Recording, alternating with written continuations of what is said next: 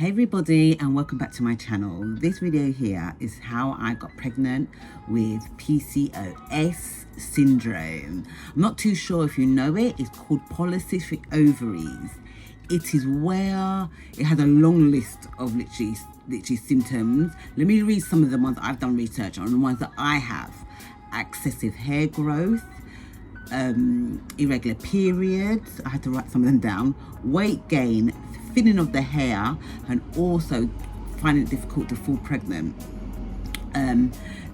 Before I even start how I got pregnant with it, let me just show you how I changed my lifestyle to not let my syndrome take over my life. So basically the weight gain, the thinning of the hair, excessive hair growth and things like that, how I controlled that. So I got diagnosed over maybe, let me think, about 10 years ago maybe. I had irregular periods maybe in my 20s, and then I went down to the doctors and then they took me for a scan and they said, yeah, you got polycystic ovaries. Okay, you know, they're giving me a diagnosis. So what I did about it, literally tell you about how I moved on with my life. At the time I didn't really take it seriously. I didn't do much research on it. I had such an unhealthy lifestyle, eating takeaway every day, not exercising, and it's basically being an average 20-year-old, actually having that kind of lifestyle and not doing much for myself. And I find sometimes I can go like 6 months without a period. It was ridiculous, literally. And I didn't think anything of it because they told me that was a symptom. I basically owned I had this syndrome and that was it. And then obviously later on in life, by this time I already had my daughter, so I was in my 20s already, so I've had one child already. But I thought, do you know what, I want to have more children eventually. Not right now, but obviously I do. So let me literally get my body in a condition so when it does come to the time, my body will be ready to conceive a child. My lifestyle, I had to change my lifestyle. So literally I had to do so much exercise, not so much, maybe twice a week with a personal trainer, once a week by myself, and do loads of walking. Literally, I could, from my house to the train station, I could take a bus. It's maybe 3 bus stops, I would walk it. When I'm going to meet somebody, I would maybe jump off the bus early and walk the rest of the way. And when I go and meet my friend, do you want to go for a walk or something? You know, just some kind of things keep you busy and be out and about and hanging out. So anytime I wouldn't be sitting in the house all the time. So I did so much, kept myself busy. So I have my exercise taken care of. Diet-wise, I hardly ate fatty foods. I'm such a lover of sweet and chocolate. I love it so much. I just made sure I didn't have it in the house. Okay, if I have it in the house, I have no manners. I would be eating that stuff left, right and center. Yes, I would be. Can you hear that music outside? At the moment, London is hot. So everybody's got their windows open, people playing music. It's such a vibe in London. So I'm not too sure if you can hear that, if it is just background noise anyway. So get back on topic. So back on topic again.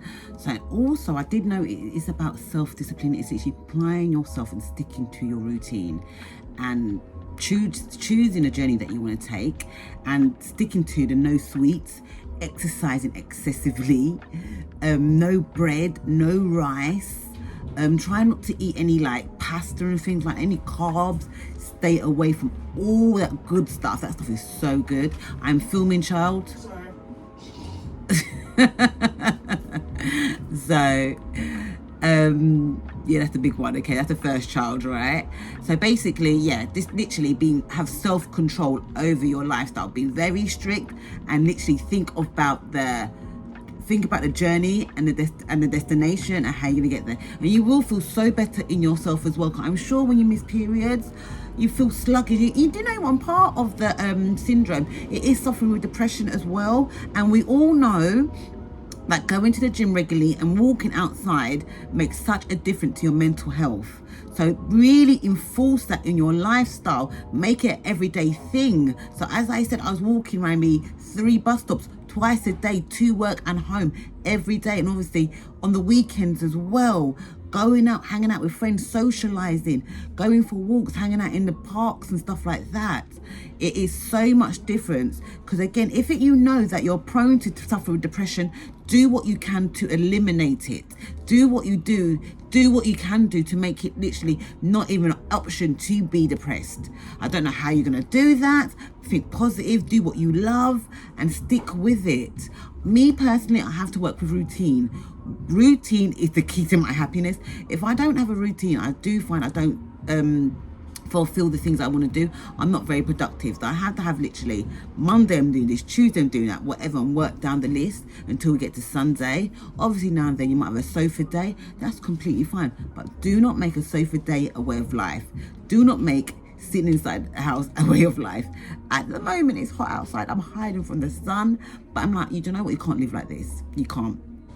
So I think from now on I'm going to go in, leave the house at 2 o'clock after the sun starts to set, and that's when I will start my day outside. But I need to do what I love. I love being outside and enjoying the fresh air, and that's what I like as well. So if you know you have this syndrome, find out what works for you, have a routine, and have some self-discipline to work with it. Trust me, you will thank me later. And you thank yourself as well, because again, you're living this healthy lifestyle that you so deserve. And even though you don't want kids and you just want to have a healthy lifestyle, you need to implement certain things. Another thing I noticed when I discussed it with my doctor about, maybe the options of having children later in life, No. Do you know? I'm skipping a bit out actually. Let's bring it back. When I discussed about the doctor, I've got this. What do we do? Do you know what? The only thing I find at NHS is you've got something wrong with you. Just live with it. Here's some medication, and that was it. I'm like, no. If I've got it, there must be a way I can minimize it or control it without taking medication. I don't believe in you have to live on medication for the rest of your life. I don't believe that. Obviously, some people will say, yes, you do, But me personally, when you see my records from the doctors, I'm a very healthy person, very healthy. I get ill now and then, but maybe with the flu, but I don't have nothing like to say I need to have a blood test, I have to live on medication, nothing like that. And I believe it's because of my lifestyle. So again, I went to them to discuss like what can we do to correct it, and they said just go on birth control. So again, I went on birth control because I thought at that time I didn't know any better. Went on birth control for, and I thought, what is this doing? What is, you're literally pumping my body full of chemicals, and it's not actually solving the syndrome. It's not actually solving it at all. It is just literally masking it down and controlling it. It's not actually correcting it. It's not making me having regular periods naturally. Because that's what you want your body to do, is have regular periods naturally. Then you know that your body's ticking over, you're releasing eggs, and down there is moving as it should be, right? So after a while, I came off the birth control, and I started living this lifestyle. And I felt when I came off the birth control, I can see when my periods they might be a little bit late, but they came within around like 5 days or 3 days. Yeah, so that was it. And then when I had maybe a bit of stress, I'm overworked, then I might have missed the period. So again, you need to actually monitor your periods, and you can see what makes your period come, what doesn't make your period come, or what your lifestyle, what's going on. And you can see maybe I'm literally do loads of overtime at work, so my period came late, or I haven't been eating well enough, so my period came late, or I haven't gone to the gym as regularly as I should, so my period came late. And then when you implement all these things, and maybe your period came on time, and you had your how long your cycle is, and then you put it all together, you can actually monitor how your body works and what works for your body. So I came off birth control, and basically so I did that, and then I started dating some guys. I had to go back on birth control as well, but I didn't really want to, but again I had to do what I had to do. And for some reason the birth control didn't agree with me, so I came off it again, discussed it with them. We're going to come off birth control, let's try and be careful, blah blah blah. But within 6 weeks I was pregnant, within 6 weeks, literally. So again, even though they say you might need assistance getting pregnant, and because your body isn't releasing eggs, and the eggs aren't forming properly, you can actually turn it around. And I believe so. I've done that. I really have done that. So again, Don't rely on the medication and the chemicals. Try to work with your body and listen to your body. And whatever your body feels to do, please do it. And I don't mean it needs a chocolate bar, so eat one. It means like, if you've been like walking and doing a lot of exercise, at the time you're thinking, oh my God, this doesn't work for me. But if your period shows up on time, it's working for your body.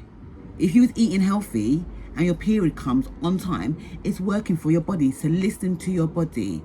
Your body talks in so many ways, but people do not listen.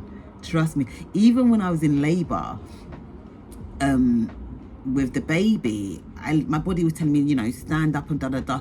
And I felt that if I stood up, it felt easier, and the pain was much more easier than when I was lying down. So your body does talk to you. And like sometimes when you might crave something, maybe something salt, so maybe you might be low on a bit of salt in your body or something. Or like sometimes when I had morning sickness, my body was craving ginger tea. And as you well know, when you feel nausea, have a cup of ginger tea. Trust me, it takes away the nausea just like that. Just like that. So I know anytime I might be pregnant, I need to get up before the morning sickness kicks in, make myself a cup of ginger tea, and there is no morning sickness. Before I leave the house, make another one to go on the go. When I get to work, make another one so I'm not feeling nausea. And it depends how long your morning sickness lasts. So if you have it all day long, you better walk to work with your ginger tea and honey, girl. Trust me, you're going to be thankful. Ginger tea is the key to making your life a bit more normal while you're going through your morning sickness. But anyway, that is my video about PCOS and how I dealt with it and how I felt pregnant with it.